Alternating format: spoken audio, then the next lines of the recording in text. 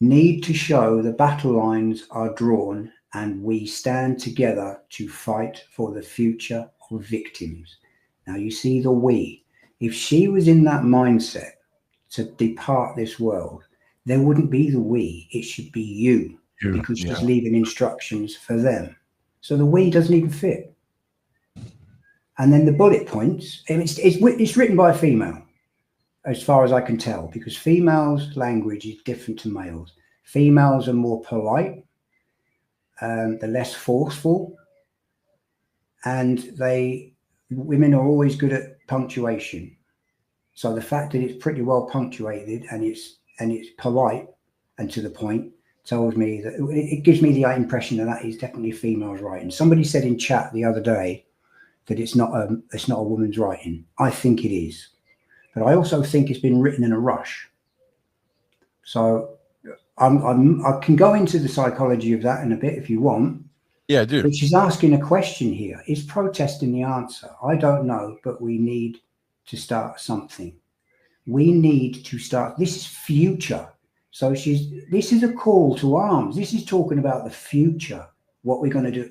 If you're going to unalive yourself, why are you talking about the future? You're not interested in the future. I've been that way. I have unalived myself. It did work. I had no intention. I had no bother about talking about the future because it was the last thing that entered my mind. And anybody that's been in that frame of mind will tell you the same. Even Mandy says the same. She specializes in this prevention. So that basically is what tells me that this is not part of an unaliving note. So my first question to whoever it is that pinged this out and is selling this as a departing note, my first question to them is, would you like to pull my other leg? Because it has a bell on the end. Right. I mean,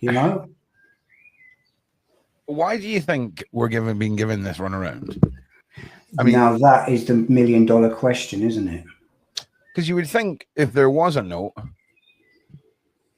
assuming it wasn't spilling any more secrets that could disrupt business for any more of the elites, you think it would just be put out? I feel like, God, it's like someone's went into a storage unit and they're just trying to pull random things out to make it fit a narrative. We've got the social media posts. We've got these weird lack of proof of life. We've got confirmation of her not being in contact with people for months. And now we've got 2 paragraphs, 2 bullet points that are meant to be viewed as some revelation in her final thoughts or whatever. But as you've just pointed out, Uber, the language, the terminology doesn't, resonate. No, it doesn't fit at all. To depart. No, that's a rallying call. That's a rally cry, in my opinion. It just seems like almost like you're preparing notes for a speech, or notes or something. It just seems like general notebook stuff. It doesn't seem like it's even remotely prevalent to this at all. Yeah, and I don't understand how anybody can say that's part of a departing note. I'm afraid I really don't. Nobody that reads that can say, I've read letters in this context before, and they don't resemble anything like that. There's been entire books published that are just those letters. Believe it or not.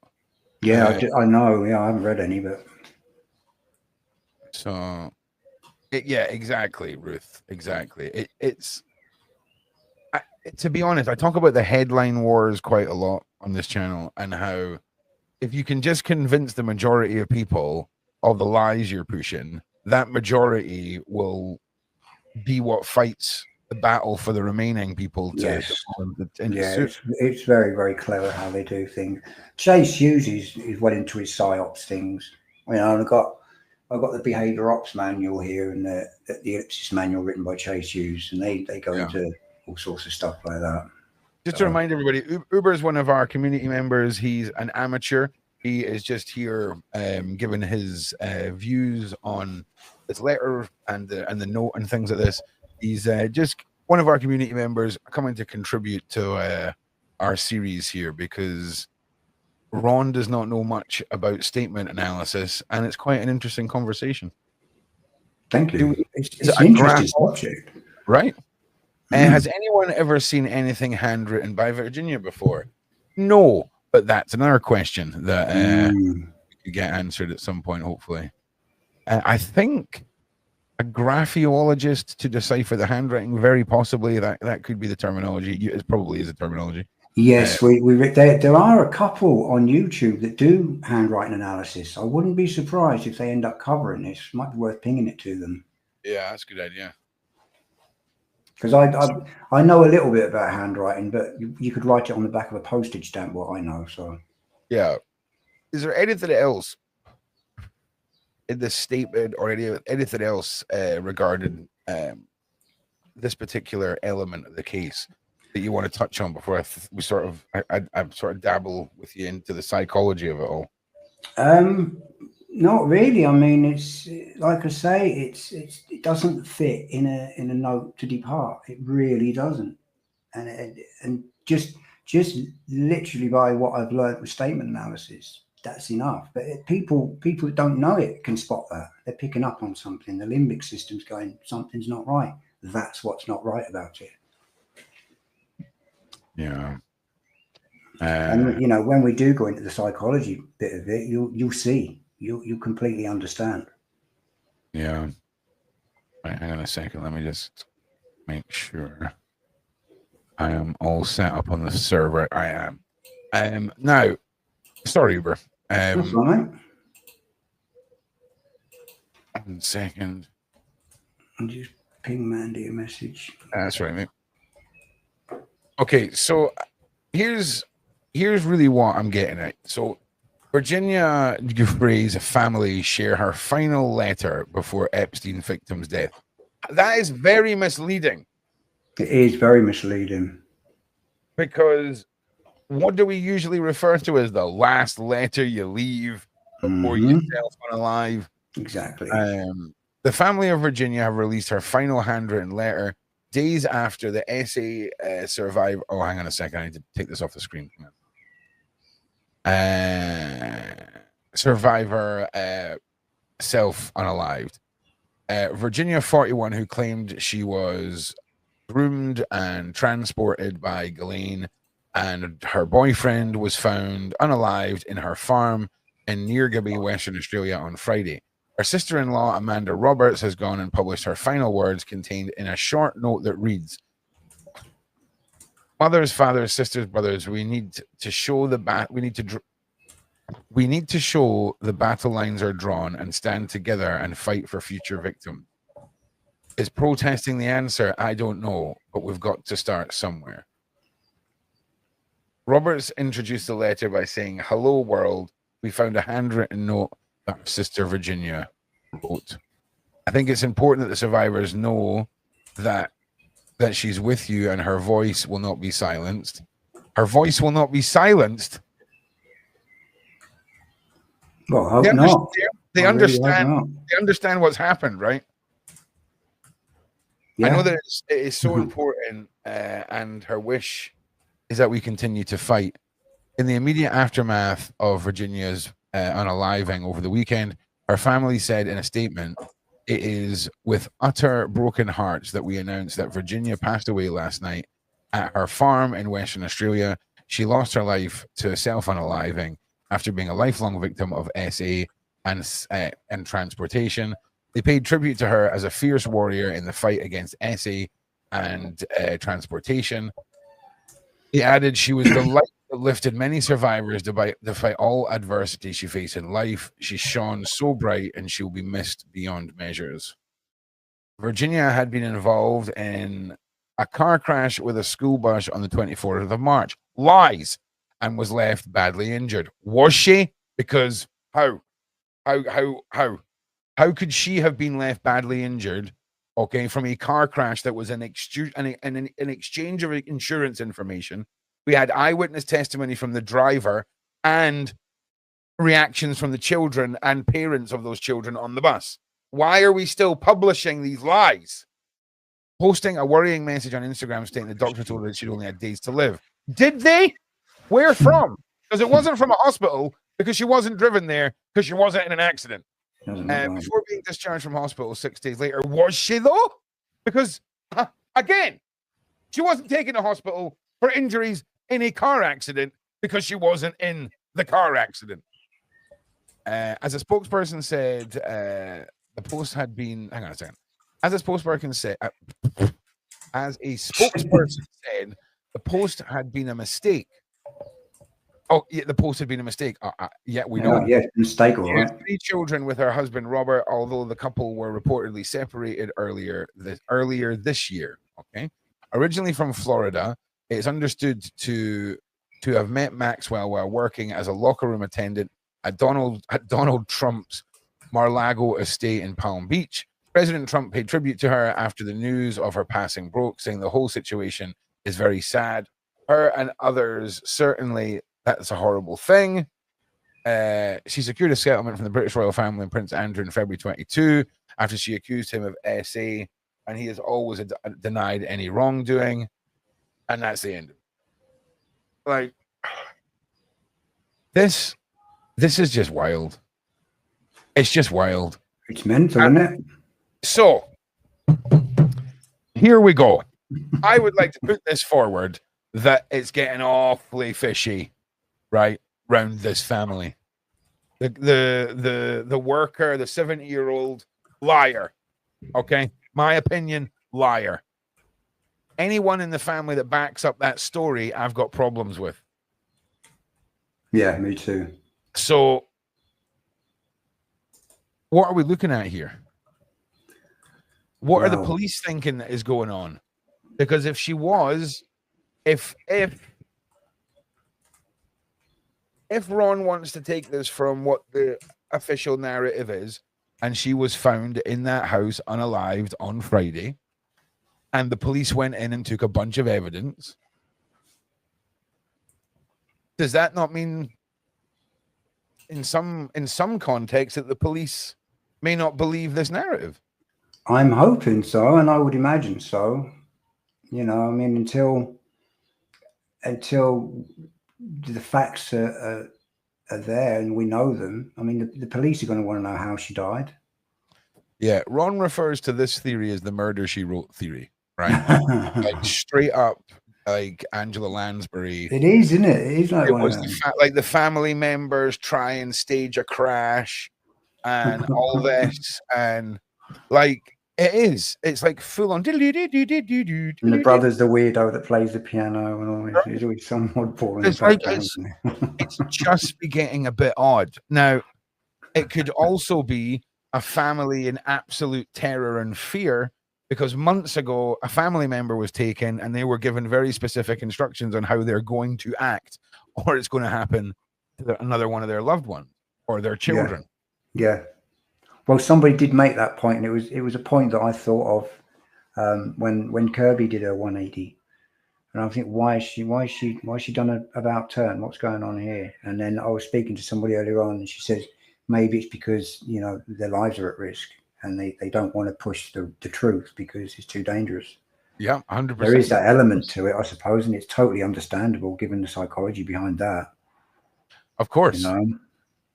So, I mean I'm not blaming any of the people that are grieving, you know, and even if I did, I'd be leaving them alone anyway and let them deal with their grief. But, you know, it's very sus. It stinks to high heaven. And it stinks of people being afraid, if you ask me. People seem very afraid. Yeah. They're afraid of something that scared them. Without a doubt, they're very, very frightened people. And understandably, if this goes, you know, in the direction that they're saying it, or it was originally alleged it's going, I would be afraid as well. I'm not afraid in a minute because I'm just a nobody. You know what I mean? They can't come after me. What would be the point? I mean, let's not forget here, we're talking about the woman who single-handedly ruined the boys' club. Okay? Yeah, exactly. And when I say, not on their Christmas card list, is she? Like, it was a pretty disturbing but elite level boys' club. You know, that's disgusting. He'd graduated from the mansion party status to island status. You know, yeah, it's frightening that. Yeah, I mean, who's going to see what's going on an island if everybody's there to do the same thing? Right. You know. So Thank you, Deanne. Love for that. right. So we're just waiting on Margaret. We've got about an hour 20 minutes, so we've got plenty of time. Cool. Now, let me just bring up this lovely chap. Mandy's ready, by the way. If you want to send her invite, she's happy to come in on the psychology. Oh yeah, side. yeah. You want? Well, if you just send her the invite that you. Oh wait, no, I can send her on here. Yeah, you'll probably do it. Yeah, that's fine.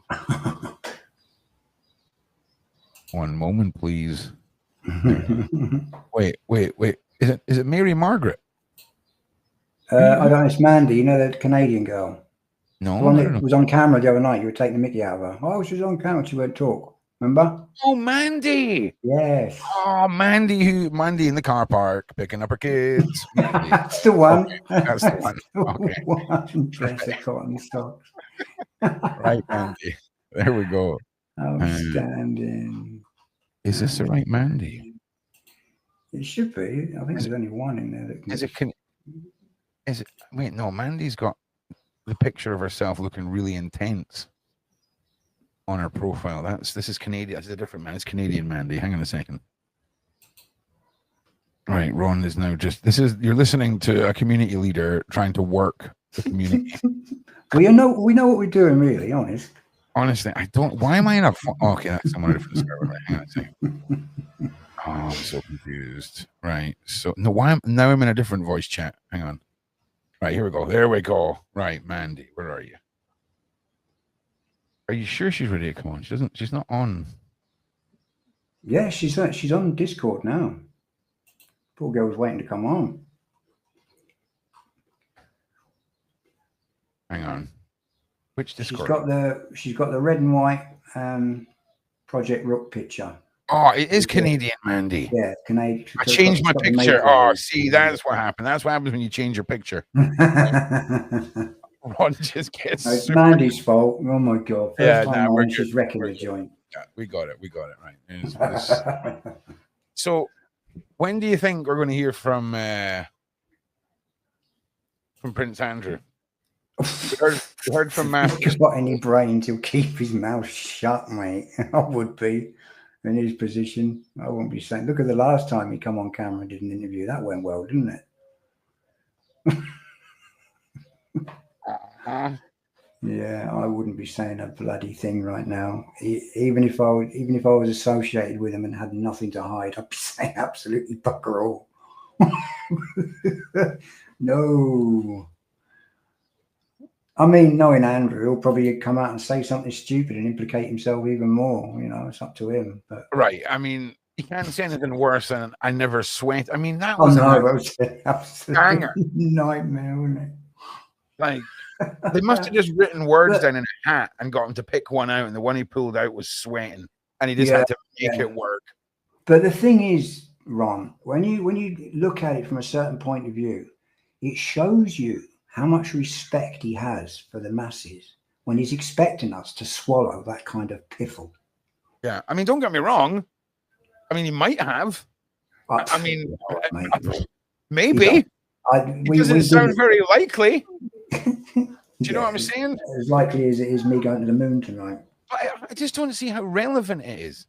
I mean, it's so mad. Don't be like, oh no, I wasn't there. It wasn't that I wasn't there. It's just I couldn't have been because, you know, I didn't sweat. Yeah, there's a question about sweating coming out. Oh, don't sweat. You know, and this has been analysed all over, and everybody. Mate, I would have slapped him on a treadmill so fast. All right. I swear to God, the minute I'd be like, okay, so the minute you start sweating, son, it's a hard 30-year sentence. You make it to the end of that 2,000-meter sprint, bone dry, and I'll back you, my G. And stick a Bergen on his back as well. You stick a Bergen on it, crank up the heating, and be like, let's go. Stick a exercise bike in the sauna. I'm gonna cut some weight, my boy. And while he's doing that, show him the charges he's facing. And see read them out real slow, and then get someone to say them in German so they sound real menacing to him. Do you know what I'm saying? Yeah, get Harry to put his uniform on again and tell him. Oh, bad. But anyway, as we poke fun at the man formerly known as Prince, we do have to wonder, That's brilliant. if he's ever going to mention it. Honestly, a little bit of me wants an Udi with like one of those like Che Guevara style prints of his face with the man formerly known as Prince written. Oh, we got to get that T-shirt done, mate. We got to. Yeah. Mind you, his face would probably burn my chest when I wear the T-shirt. Prince A got his charm from Savile. Yeah. Yeah, probably. I mean, he didn't have the best five-a-side football team, did Prince Andrew. Savile and Epstein. I mean, Mandy, how are you? Welcome to the show. Mandy, speak. We can't hear you, Mandy. Mandy may be having technical difficulties right now. We'll give you a minute, Mandy, just to check your mic settings and all that good stuff. All right. Alternatively, we can try it on Discord, Mandy, if that would be easier for you. What she's going to have to do is give herself. Oh, she's in, isn't she? That's right. Yeah, she's here. She's just. I imagine she's sat in front of a computer or her phone, looking at it with a blank stare, panicking, pushing buttons, and trying to find. Settings. That's usually. Get one of the kids to show you, Mandy. They'll know what they're doing. She's got. He was sweating when Savile was chasing them around. Savage. Brilliant. Savage, Ruth. Savage. Yeah, naked. Probably. I mean, here's no joke as well. You got to keep in mind that an associate, a friend of mine, who's part of a hunting team, busted a painter last year or the year before, and this was a guy who lived next to Princess Diana, knew her children growing up, was a paid member of staff, and was a consultant to Prince Charles for 4 years. Wow. He was the real deal shoulder rubbing guy, and he then became an artist. He painted the Queen, he painted Prince Charles, he painted Diana, he's painted everyone, right? He's a real deal. Okay. But he was very chummy with Andrew. Chummy to the point where he would recount stories of them slapping each other's bottoms as they passed each other. And the reason that the team ended up on his door was because of his conversations with a 15-year-old boy. And this case was handed over to the police. There was something like 20 mobile devices taken out of this guy's house. He was bailed the same day and then driven back to his house by the police. That doesn't surprise me. He's probably rolled. He's probably sung like a canary in there as well. Nah. No. Someone's made a phone call. Yeah, probably. Someone's made a phone call and been like, "Oh no, you cannot." You're getting bail. Yeah. Right. Because this individual who caught this guy, she's got like dozens of convictions, bro. I think she got like 200 convictions. Give him a medal. She's serious. She's serious, right? Good. And she's never seen a case. She's never seen a case handled like this. She keeps getting phone calls from the police saying they're going to come and arrest her if she doesn't take down social media posts about it. Wow. Mind you, It's an open investigation, so it's probably not best to put up anything.